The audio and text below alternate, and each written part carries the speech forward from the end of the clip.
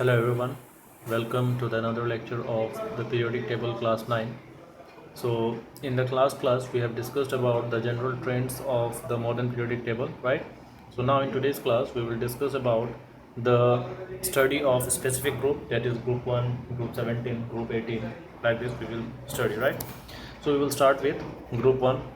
So group 1 is called alkali metals. In group 1 you will see lithium, sodium, potassium, rubidium, cesium and francium. These are the elements which is present in the group 1. So when you will see in the periodic table, the group 1 element is just like this. If the periodic table is like this, you will see that the group 1 element is this one, right? So the group 1 element is also called alkali metals. And what are the elements which lies in the group 1? These are the elements: sodium, lithium, potassium, rubidium, cesium and francium. Okay. Now one more thing, they have one electron in their outermost shell, as we have also already seen that, right? They have one electrons in their outermost shell. As you can see here, they have one electron in their outermost shell, right? As you can see, in case of lithium, one electron in its outermost shell. In case of sodium, one electron in its outermost shell. In case of potassium, one electron in its outermost shell. In case of rubidium, one electron in its outermost shell, right? So in this way you can see that they have one electrons in their outermost shell, right?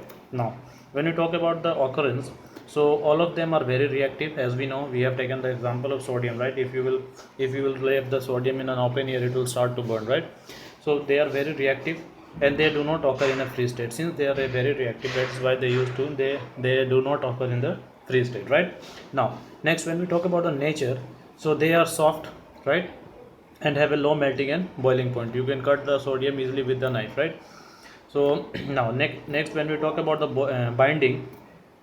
bonding, so all alkali metals, right, all alkali metals except all alkali metal salt except some of the salt of sodium are ionic in nature. As you can see, KCl, NaCl, so these are all what? They are all ionic solid, right? Or you can say they are all ionic in nature, or they are, or we can say that they are all ionic compounds. Whatever the salt which is formed by the sodium, they are all ionic in nature, right? Now next, when we talk about the action of air, they react rapidly with oxygen and water vapor in the air. As you can see, example of Na plus O2 will give 2Na2 2Na2O, as well as in you see, if 2Na2O, if it is reacting with water, it will give NaOH, which is base, right? Now again, if this NaOH is reacting with CO2, it will give Na2CO3 plus H2O, right? So as you can see, their action of air, they react react rapidly with oxygen and water vapor in the air, right? Now reactivity of this metal increases down the group, as we have also discussed about this, right? Now again, when we talk about the action with water, they react with water, they violently react with water and produce hydrogen gas. As you can see, 2m plus H2 will give 2MOH. Here M is what? M is here sodium, lithium, beryllium, and sodium, lithium, sodium, potassium, right? These all are M. Here M is representing the alkali metal, right? Now next is when we talk about the acid, they react violently with acid, with dilute acid like HCl, dilute H2SO4, and again they used to produce hydrogen gas. As you can see, 2Na. Here as you can see the example, Na plus HCl will give NaCl and will give NaCl plus H2, right? As you can see here, example is like this, right? Now again, when we talk about they are unipositive ions, means what? This is sodium, they will give one electron and it will convert into Na plus, right? Now next, when we talk about they are very when freshly cut, they are typically silver white metals, okay, but soon they turn into dull, or we can say tarnish, because they react with the air, right? Now next, when we talk about the alkali metal salt, alkali metal salt impart a color to the flame, right? If you see if you will burn the magnesium ribbon, you will see that there is the flame will be colorful. Like lithium, if you will burn, it will produce a crimson red color. Sodium will produce golden yellow, whereas potassium will produce a pale violet, right? Now again, when we talk about the alkali metal, they are obtained by electrolysis of their molten state, right? So these are some of the properties of the alkali metals, right? So now next we will see the next, which is group group 2, which is alkaline earth metals. Okay, so what are the elements which used to come in alkaline earth metal? They are beryllium, magnesium, calcium, strontium, barium, and radium. Okay, metal, right?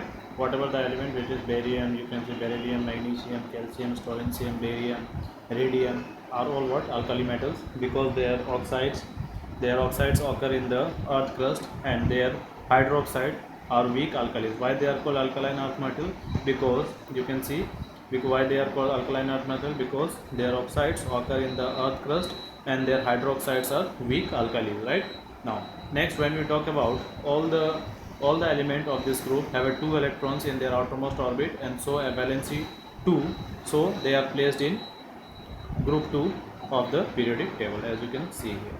Beryllium, magnesium, calcium, strontium, barium, and radium, as you can see, two electrons in their outermost cell, right? Two electrons in their outermost cell. Now next, when we talk about the occurrence of this type of metal, they are reactive metals, as we know, as like alkali metal. They are also reactive metal, less reactive than alkali metal, but they are also reactive, but they are less reactive than alkali metal. So hence they do not occur in the free state in nature. Okay, because we know that the element which is very reactive, they will not occur in the free states in nature. Whereas in the case of noble gases, you will see that they are occurring free state in nature, right? So they are very reactive. These metals, group 2 elements are very reactive. So that is why they do not occur in the free state in the nature, right? Now next, when we talk about their nature, they are greenish white in color and harder than the alkali metal. Okay, they will be harder than the alkali metal. Now bonding, like all the alkaline metals, salt except beryllium are ionic compound, because beryllium forms covalent compound. Okay, we have learned about the covalent bond and ionic bond in our previous chapter, right? So the bonding, the salt which will form by the beryllium will be covalent in nature. Except the beryllium, whatever the element are present, they will form an ionic compound. Okay. Now action to air, when we talk about this, they are less reactive than alkali metal, so their reactivity increases moving down the route, right? Now action with water, they react with water to produce hydrogen gas, as you can see. Here if you are taking beryllium, magnesium, aluminum, beryllium, magnesium, anything, so at that time you will see it will react with water to produce MOH2 plus H2O. As you can see here, M can be this. M can be either beryllium, magnesium, calcium, strontium, barium, or radium. Okay. Now next, when we talk about its reaction with acids, they react with dilute HCl and H2SO4 to produce hydrogen gas. As you can see, their metal is here M. You can see beryllium plus HCl, it will give what? BaCl2 plus H2, right? So as you can see here, M is denoting a metal which is reacting with 2HCl to give MCl2, or here BaCl2, BeCl2, or it may be MgCl2, right?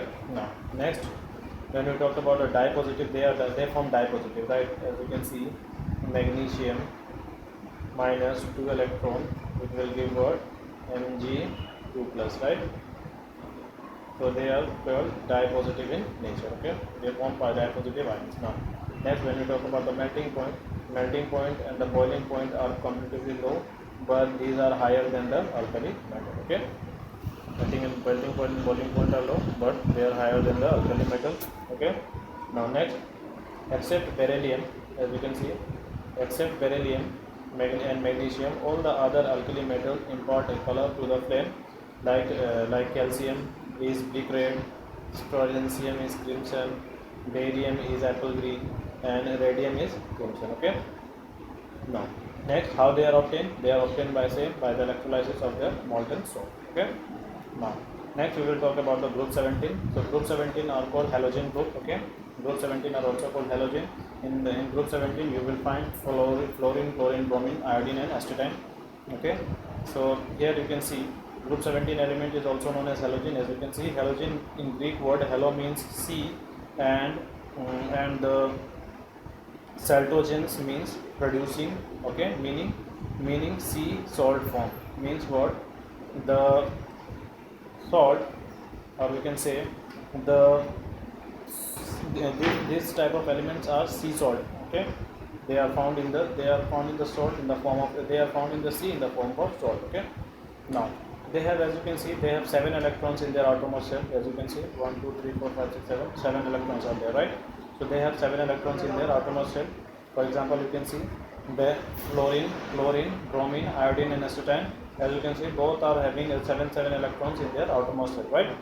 Now, next when we talk about their reactivity, they are most reactive non-metal. Okay, always remember that they are non-metal. Okay, and their reactivity decreases down the group. We have learned about this, right? Reactivity, and so their reactivity will decrease down the group. Okay, for example, as you can see, fluorine is most reactive than reactive, and iodine is less reactive than less reactive in halogen. Okay, now next when we talk about the uh, melting point, there is a steady increase in the melting point and boiling point as we go down the group, right? Fluorine is a gas, bromine is a liquid, and iodine is a solid. So you can see, right, their melting point and boiling point are increasing. And first they are steady increasing, means they are slowly they are increasing, right? And as you can see, example, fluorine is a gas, but bromine is a liquid, as well as your iodine is a solid. Okay. Now acetylene, when we talk about acetylene is a very highly radioactive, and they are rare element. As you can see, means rare element here means, doesn't mean that they found very less in nature, right?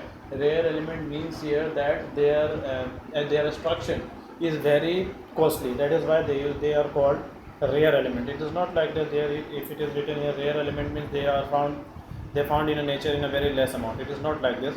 Here rare means that their extraction is very costly. That is why they are called rare element. Okay. Now the intensity of the color of this element also increases from pale to dark. Okay.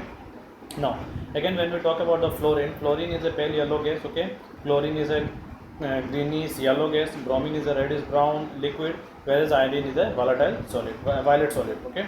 Now when we talk about their order, they are all poisonous. Okay, and they have a similar strong, pungent and unpleasant odor. Okay.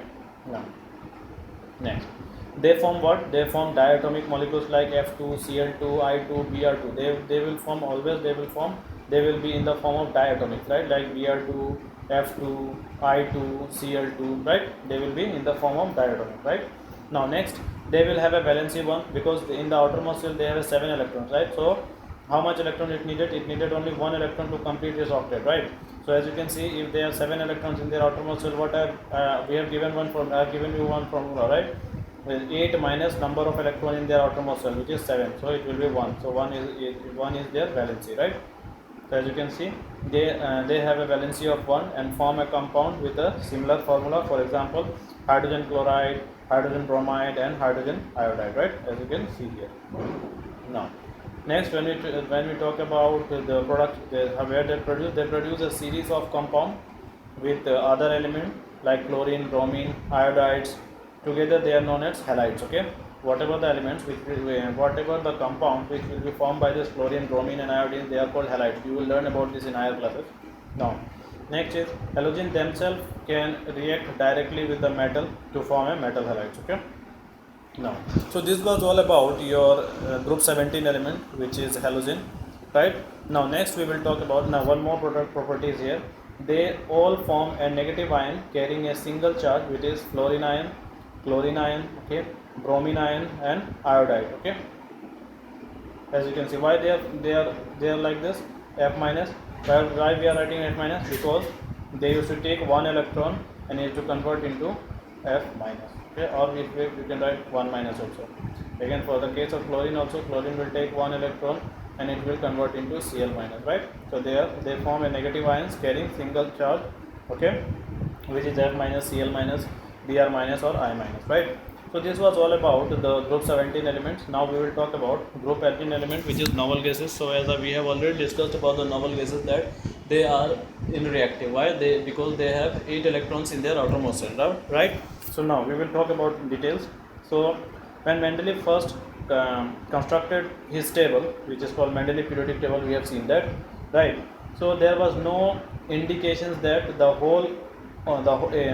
was not having any indication that whole group of this element, this is group 0 group, remained to be discovered because of their lack of reactivity, right? Because when just like try to understand like this, when Mendeleev has constructed his table, at that time there was not having any indications of this zero group element, because they by they were remain discovered, or we can say that why they are being undiscovered, because they were very less reactive, right? So as you can see, when Mendeleev first constructed his table, there was no indication that a whole group of element, which is zero group, remained to be discovered because of their lack of reactivity. Right now, next when we saw there was no chance of sign of existence. Means what? Since they are very less reactive, right? So if they are less reactive, they will be as it is in the nature, right? So there was not having any indications that this type of elements used to exist. But however, these gases, however, analysis of the gases in air led to the discovery of argon. Where we have found this type of elements? We have found in the first of all we have found in a gas which is in the form of argon. We have first discovered argon. So when we have discovered argon, after that helium was first detected by a spectroscopy of light from the sun during an eclipse, and the other noble gases were isolated. Later on it was other noble gases was isolated. First of all, where we have seen, we have discovered first argon in a gases. Okay, now after that helium was discovered and detected by the spectroscopy of light from the sun during the eclipse, you know, right? So and after when we have got this argon and helium, after that we have started to isolate these other noble gases, right? Now next we will see William Ramsay. Okay, William Ramsay isolated this element.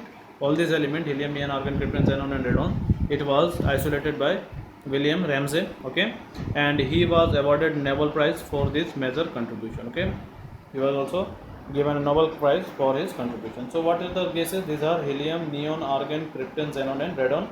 Are referred to as a inert gas. Also, they are called inert gas also because they are less reactive, right? And in 1960s, some of the compound of xenon and krypton has been made, and their name was changed to noble gases, right?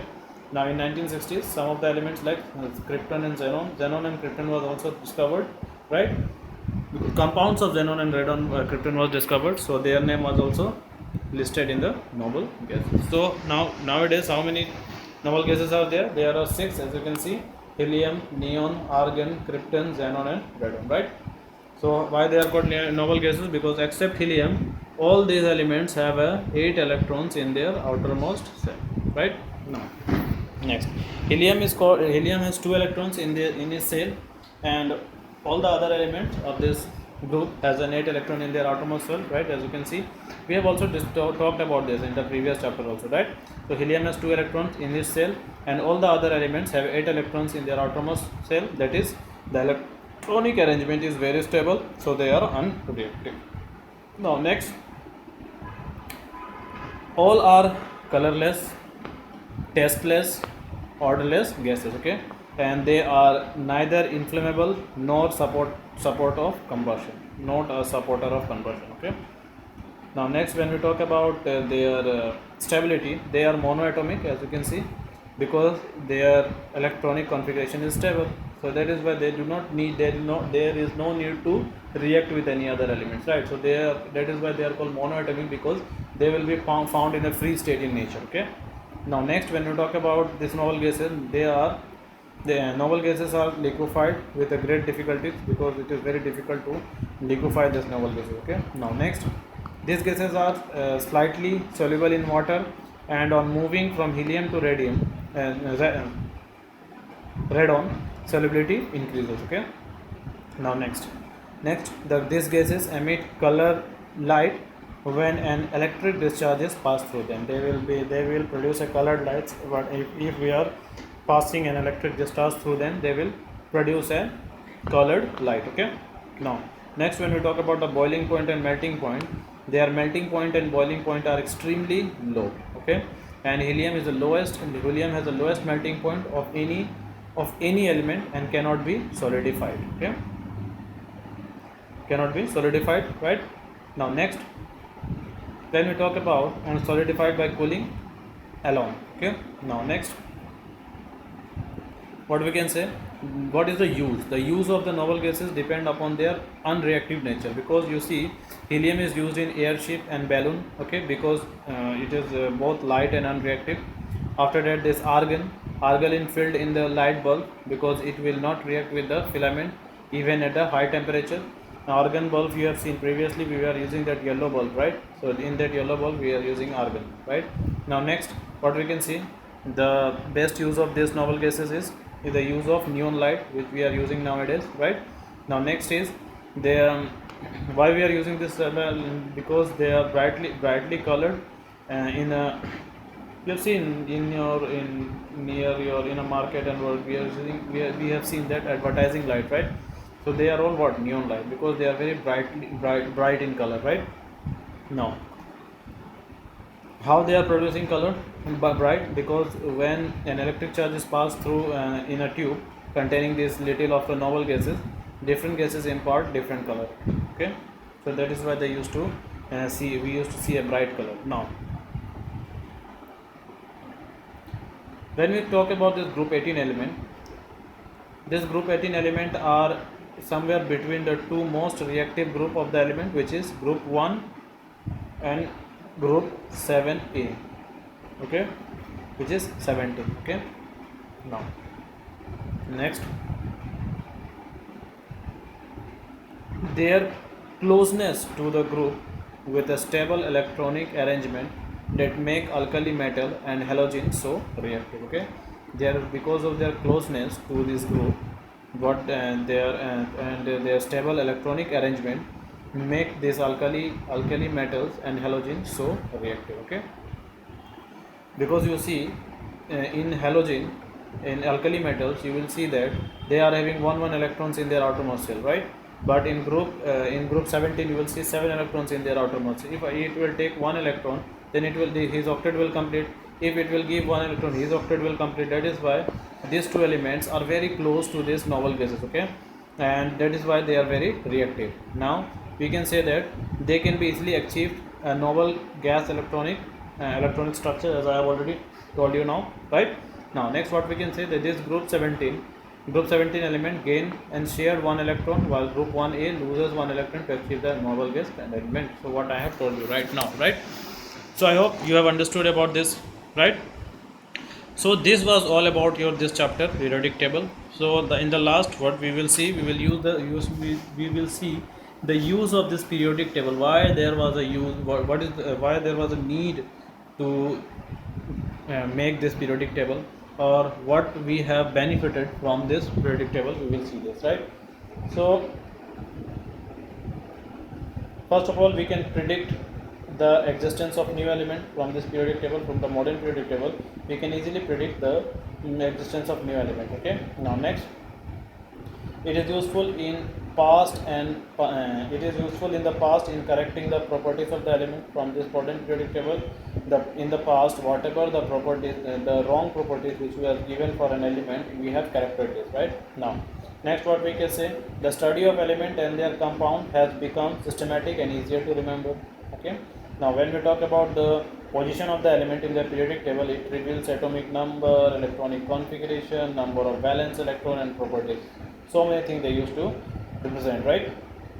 Now next, when we talk about the nature of chemical bond, so nature of the chemical bond, which we can say formula of the compound from, and the properties of that compound can be predicted from this periodic table, right? So as you can see, one example is very beautiful example is given here. As you can see, the element present in the group 1, 2 and 3, which is what, metal, they loses to form positive ions, while the element in group 15, 16 and 17, they are non-metal, they gain electron to form negative ions, right? We have came to know from this table, right? Now again, what we can say, when this positive and negative ion combine, they form a compound that is electrovalent in nature, right? Next, if element of the group 14, 15, 16 and 17 combine with 15, 16 and 17, they form non-metal, right? That is non-metal with non-metal, they form covalent compound.